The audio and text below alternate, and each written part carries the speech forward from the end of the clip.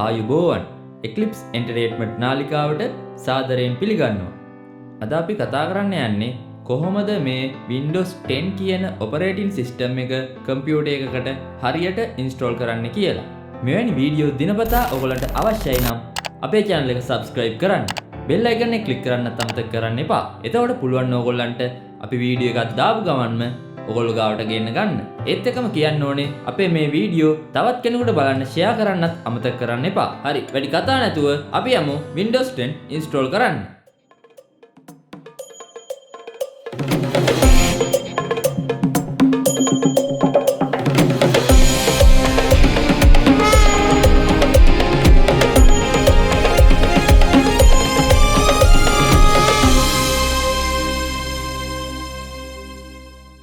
මම මේක මගේ ලැප්ටොප් එකට USB pen drive එකක් ආධාරයෙන් තමයි install කරන්නේ.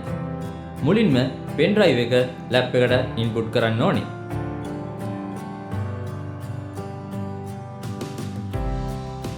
ඊට පස්සේ ලැප් එකේ power on කරන්න. මෙතෙන්දී ඔයගොල්ලෝ මොකෙන්ද Windows install කරන්නේ?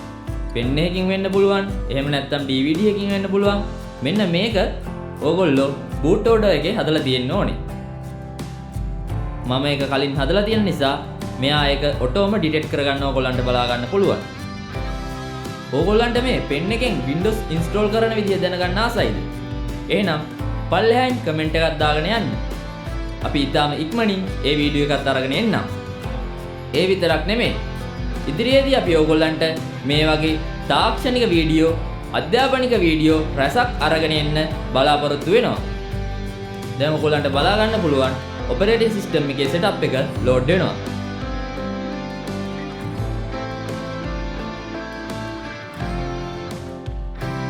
මෙතන මුලින්ම තියෙනවා මොකද්ද install කරන්න ඕන language එක. ඒකට අපි දාගන්නවා English US. ඊට පස්සේ තියෙනවා time එකයි currency format එකයි. එතෙන්ටත් අපි English US කියලාම දාගන්නවා. ඊට පස්සේ අපිට දාගන්න තියෙන්නේ keyboard input method එක. ඒකත් අපි US කියලාම දාගෙන setup එක continue කරන්න next click කරනවා. ඊට පස්සේ install now. දැන් ඔයගොල්ලන්ට බලා ගන්න පුළුවන් අපේ ස්ක්‍රීන් එකේ setup is starting කියලා වැටිලා තියෙනවා. අපි අර කලින් තෝරපු details වලට ඔයගොල්ලෝ කැමති details දාගන්න පුළුවන්. ඒක කිසි ප්‍රශ්නයක් වෙන්නේ නැහැ. බලමු අපි ඊළඟට මොකක්ද අපිට එන්නේ කියලා. ඊළඟට අපිට බලා ගන්න පුළුවන් Microsoft ලා අපිට දෙන license agreement එක. මේකට අපි tick එක දාලා accept කරලා next click කරනවා. ඊට පස්සේ මේගොල්ලෝ අපෙන් අහනවා මොන වගේ ඉන්ස්ටෝලේෂන් එකක්ද අපිට ඕනේ කියලා. මේකේ අප්ග්‍රේඩ් කියන එකට ගියොත් ඔයගොල්ලන්ට පුළුවන් ඔයගොල්ලන්ගේ තියෙන OS එක අපි මේ ඉන්ස්ටෝල් කරන්න හදන OS එකට අප්ඩේට් කරගන්න. මේකෙදී ඔයගොල්ලන්ට පුළුවන් ඔයගොල්ලන්ගේ තියෙන ෆයිල්ස්, ඒ වගේම settings, ඒ වගේම softwares හැම එකක්ම ඔයගොල්ලන්ට delete නොවෙන්න Windows install කරගන්න පුළුවන්. ඒත් එක්කම මේකේ මේ custom කියන එකට ගියාම ඔයගොල්ලන්ට පුළුවන් ඔයගොල්ලෝ කැමති partition එකකට Windows install කරගන්න. හැබැයි මෙතනදී ඔයගොල්ලන්ගේ තිබ්බ data කිසිම එකක් ඉතිරි නොවි තමයි format වෙලා Windows install වෙන්නේ. මම මගේ තියෙන මේ ඔක්කොම partition delete කරලා එක partition එකක් හදලා තමයි ඒකට Windows install කරගන්නේ.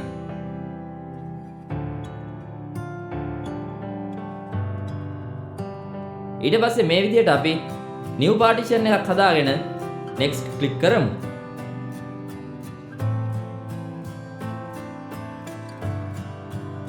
හරි, ඔන්න දැන් ඔයගොල්ලන්ට බලා ගන්න පුළුවන් Windows install වෙන්න පටන් ගත්තා.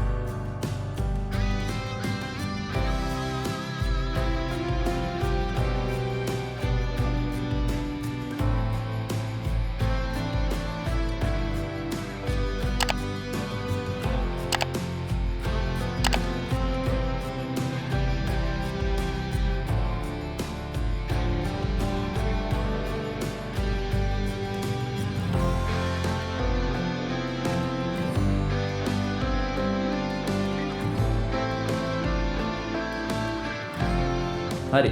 ඔන්න දැන් ඉන්ස්ටොලේෂන් එක වෙලා ඉවරයි. දැන් අපේ මැෂින් එක රීස්ටාර්ට් වෙනවා.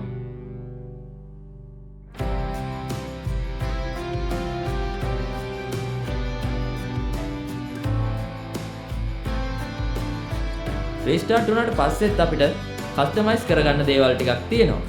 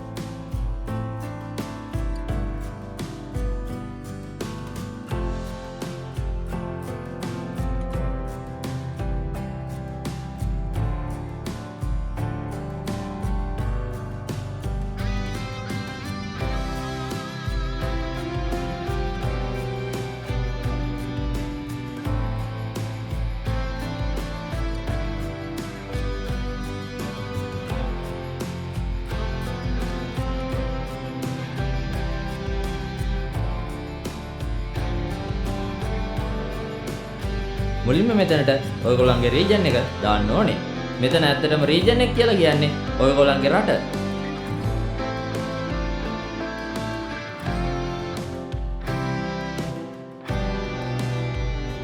අපි මෙතනට දාගන්නවා අපේ කන්ට්‍රි එක ශ්‍රී ලංකා කියලා. ඊට පස්සේ අපි මේක yes කරලා ඊළඟ ස්ටෙප් එකට යනවා.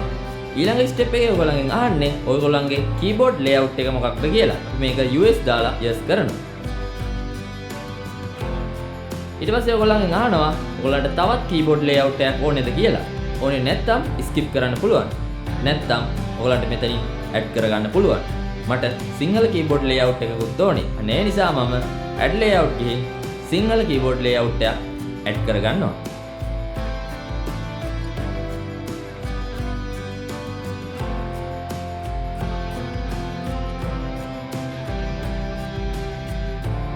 ඊට පස්සේ ඔයගොල්ලන්ගෙන් මෙතන අහනවා ඔයගොල්ලෝ කැමති සිංහල කීබෝඩ් ලේඅවුට් එක මොකක්ද කියලා. මම මේකේ සිංහල කියන එක තෝරලා add layout කියන එක ක්ලික් කරනවා.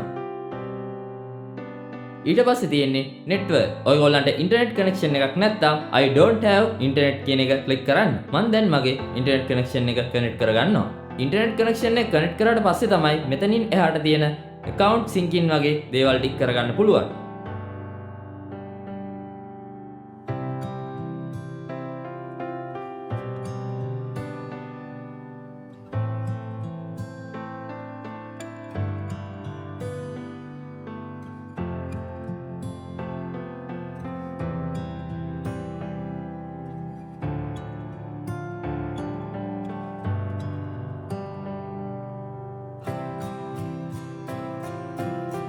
මෙන්න මේ setup එකට ඔයගොල්ලන්ට access හම්බ වෙන්නේ ඉන්ටර්නෙට් කනෙක්ෂන් එකක් තිබුණොත් විතරයි.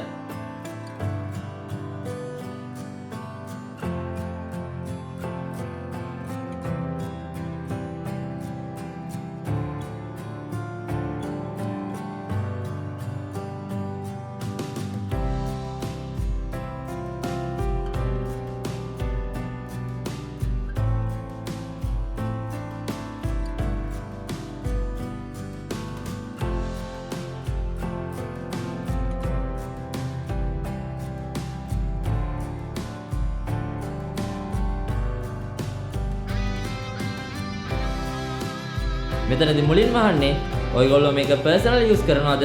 එහෙම නැත්නම් මේක ඔයගොල්ලන්ගේ ඕගනයිසේෂන් එකකට යූස් කරනවද කියලා.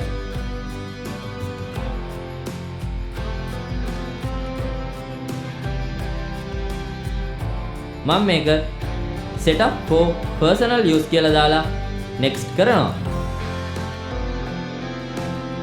දැන් මෙතන ඔයගොල්ලන්ට තියෙන්නේ ඔයගොල්ලන්ගේ Microsoft account එක connect කරගන්න. ඔයගොල්ලන්ට Microsoft account එකක් නැත්නම් මෙතනින් අලුතෙන් එකක් create කරගන්නත් මේගොල්ලෝ facility එක දීලා තියෙනවා. මම මගේ Microsoft account එක මෙතනට දාලා next කරනවා.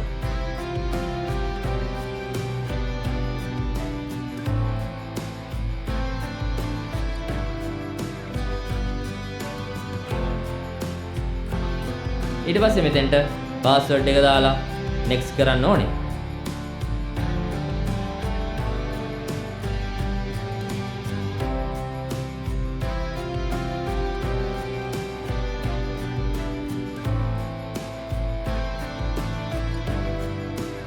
ඊට පස්සේ අපිට තියෙන්නේ අපේ මේ PC එකට pin එකක් දාගන්න. මෙතනින් අපි create a pin click කරලා pin එකක් දාගන්නවා. ඔයගොල්ලන්ගේ pin එක මෙතෙන්ට දාලා ආයි confirm කරන්න යට එකටත් ඒ pin එකම දාන්න ඕනේ.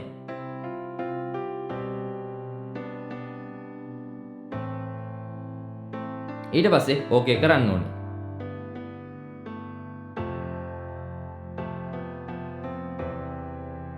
මෙතන තියෙන්නේ ඔයගොල්ලන්ගේ device එකේ privacy settings. ඔයගොල්ලන්ට අනවශ්‍යයි කියලා එකක් තියෙනවා නම් මෙතනින් අයින් කරගන්නත් පුළුවන්. මම නම් මෙතන ඔක්කොම තියෙද්දි accept කරනවා.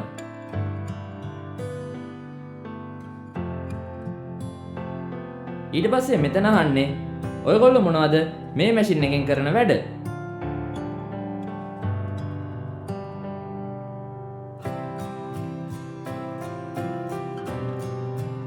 ඔයගොල්ලන්ට මෙතන ඔයගොල්ලෝ කරන වැඩ ටික තෝරලා accept කරන්න පුළුවන්.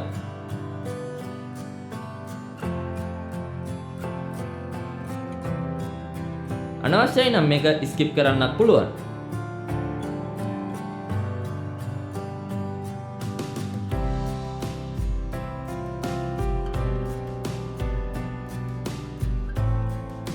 ඊට පස්සේ තියෙන්නේ ඔයගොල්ලන්ගේ PC එකෙන් ඔයගොල්ලන්ගේ ෆෝන් එක යූස් කරන ෆැසිලිටි එක. මේක මම remind me later කියලා දානවා. ඕන නම් skip කරන්නත් පුළුවන්.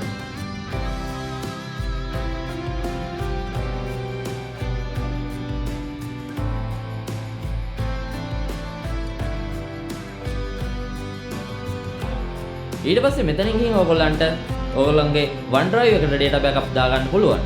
නැත්නම් PC එකට විතරක් save වෙන්න කියලා දාන්න පුළුවන්. මම මෙතනදී දාන්නේ PC එකට විතරක් save වෙන්න.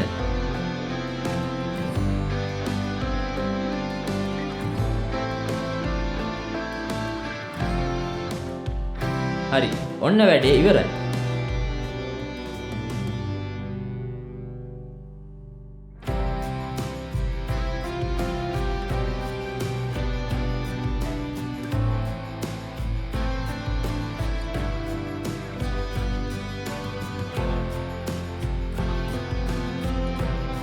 දැන් අපි මේ දාපු settings ටික හදාගෙන Microsoft account එකට sync කරගෙන Microsoft account එකේ තියෙන අපේ data restore කරගන්න එක තමයි වෙන්නේ.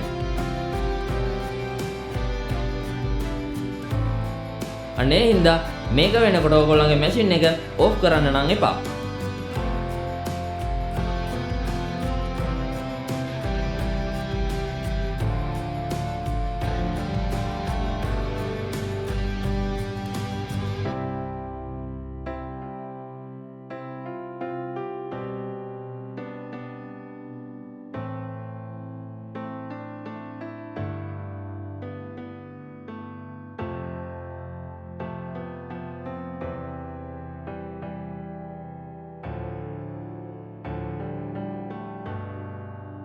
හරි ඔන්න දැන් OS එක සම්පූර්ණයෙන්ම ඉන්ස්ටෝල් වෙලා ඉවරයි.